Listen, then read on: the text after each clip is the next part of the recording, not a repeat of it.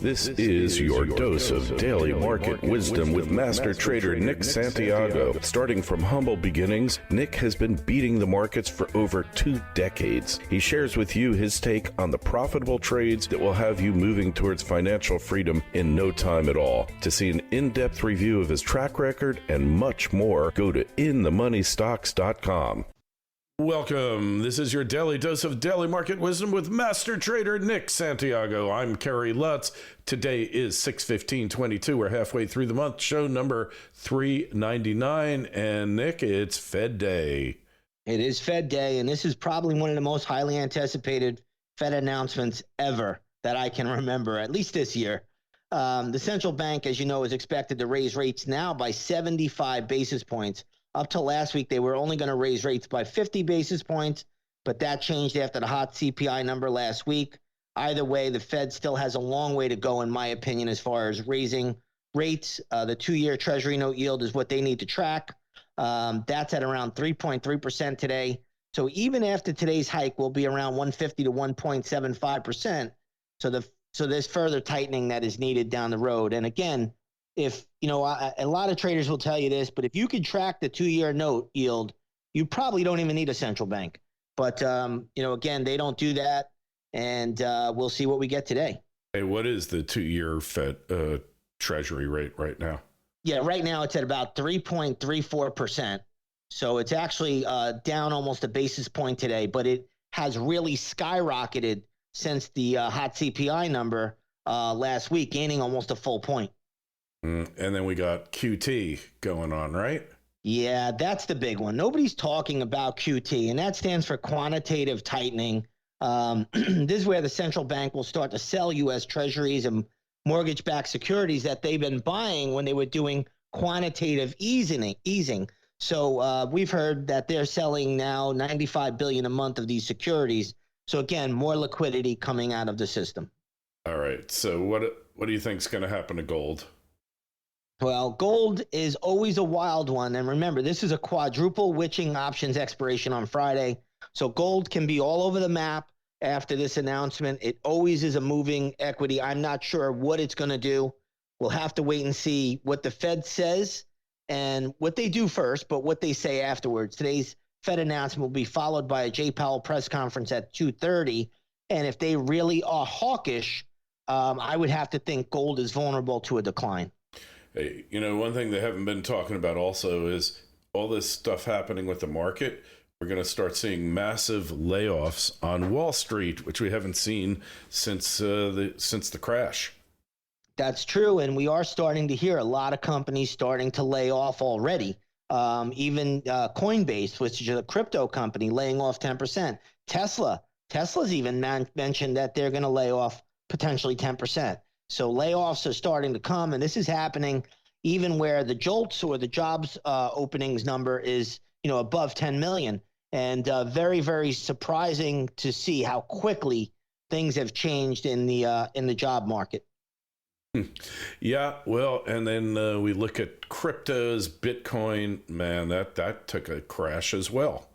Yeah, well, we've been talking about crypto or Bitcoin in particular, about being in that downtrend. And I said, if that pattern does not hold up and you get that last rebound move up and it breaks, it's going to break big. Right now, if you look at a monthly chart of Bitcoin futures, you'll see that Bitcoin is sitting right on the 50-month moving average. After this, if it does not hold this 20,000 range, and I don't think it will hold very long, you're going down to 14,000. Hey, and I want to point out something here. I'm going to pop up the 5-year Bitcoin chart. So back in 2018 was, I believe. Yeah, there it is.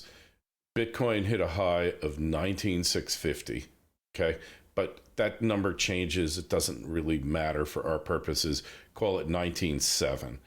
All right, when it breaks below that 19.7, and that's going back to December 15th of 17, look out below.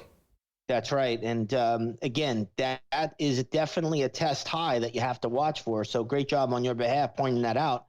And again, you take out that level, I think we'll shoot down to 14,000.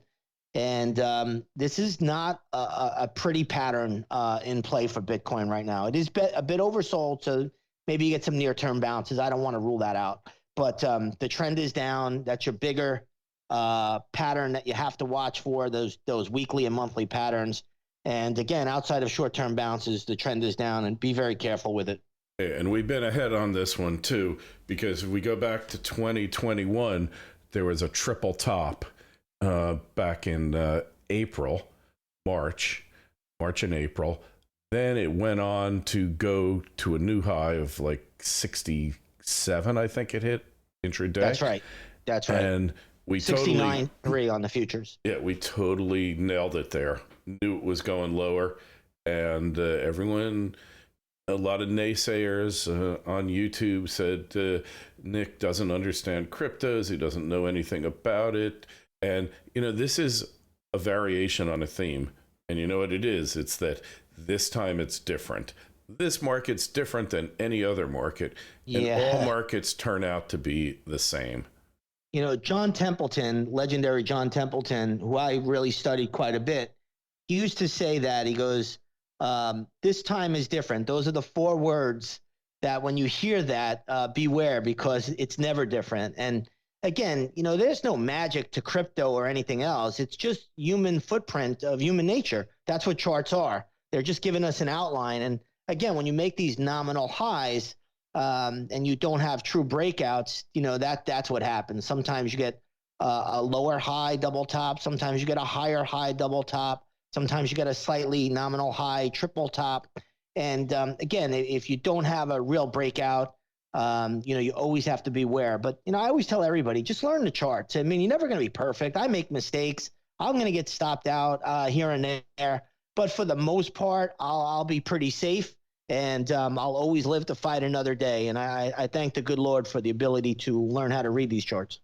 Yeah, and if you look at how much it's gone down, Bitcoin from its all-time high there, it's down 70%. What are the Fibonacci numbers on this? Well, the Fibonacci numbers, and I'm going to use the Bitcoin futures chart. So anybody listening, if you're using a Coinbase chart, it may not exactly line up with what you're looking at. But if you take the all-time low in Bitcoin, which I believe happened in December of 2018, that was around 3,100 on Bitcoin futures, and you run a Fib retrace to the highs that just occurred, I believe, in November of 2021, you're going to see that right now we are just above a 7.5 retrace. So we basically have retraced 3/4 of the entire move from the low in 2018 to the peak in 2021. And like I said, I do think overall that low will get taken out and we'll probably test 14,000. Yeah. Yep. And hey, where do you think the buying opportunity is on it? Yeah, I think 14,000 is a buying opportunity. I think that's where your trade will be. We'll see how it reacts. Again, when it gets down there, maybe nobody wants it. But I think that's a shot to take right there if you want to nibble in on the long side. I think that 14,000 is going to give you that opportunity. Yep. Yeah, well, this chart is a ghastly looking chart, Nick. Ghastly. to say the least, right? So it's just this is how patterns work. This is how psychology in the markets work. And this is why we want to use charts, because at least we have some recognition of direction. And again, it's not easy. I don't want anybody to think that this is an easy business. It's a humbling business. But, again, if you learn these charts, you have a little bit of an advantage, and that's all you could ask for. Yeah, it's going to be interesting to see what Tesla reports on their crypto holdings in the next release, because they were holding $1 billion worth, which is now worth $300 million. Question is, were they buying futures at the time? Which I think the answer is yes. Yeah, and selling. It's going to be interesting to see what comes out in their statements when they have to report that stuff. But there's a lot of companies that are so tied to crypto. You look at a company like Square now, which they call themselves Block, but it's formerly known as Square. That's Jack Dorsey. And, that stock, believe it or not, in 2021, in August of 2021, was trading around $289 a share. Now it's $62. Look at a stock like MicroStrategy, MSTR, I believe is the ticker symbol there. This stock was, believe it or not, over, I think at the high, $1,300. Now it's $167. You know, these are big crypto plays. And then you have the things like the MARA, MARA. These stocks, you know, this was over $80 a share going back to November 2021. Now it's $6.80, probably going to $2. So, you know, again, when you look at all of these crypto-based companies, let's not forget Coinbase. I don't want to leave that one out. Don't leave that out. The listeners probably want to hear about that. But, you know, that was a stock right after its IPO traded up to $429, now at $53. And I can't even give you a level where it's going. So, you know, there are just so many crypto-related companies out here that are just getting absolutely annihilated right now. And I think there's still a bit more pain to go. All right. Speaking of industries and stocks getting annihilated, what about housing? Yeah, housing has really been under pressure for a while. Today, it's rebounding up a little bit. I like to follow about a handful of home builders. I like to follow Lennar. I like to follow Toll Brothers, KB Homes. All of these stocks have really come in quite a bit from their highs, but they peaked out around May, June 2021. If you take a look at Lennar, which I consider the number one home builder, that topped out at $103 in December of 2021 and now trades at around $69. This is probably headed down to around $59 to $60. A trade I was in recently, KB Homes, I had put options on. This is a stock that in May of 2021 topped out at around $52, now trading at $28.59. I just closed out those put options. So I think the home builders still have more downside to go, but I couldn't short them or play them on the downside with puts until I get a bounce. But I think that's another area that's going lower. And if you look at the ITB, which is the home builder ETF, this is the iShares U.S. Home Construction ETF. This is probably headed down to around $45, currently trading at $53 right now. And it peaked out in December of 2021 at around $83.43. So you can see these have been decimated already, and they still have further downside. Yeah, it sank like a stone.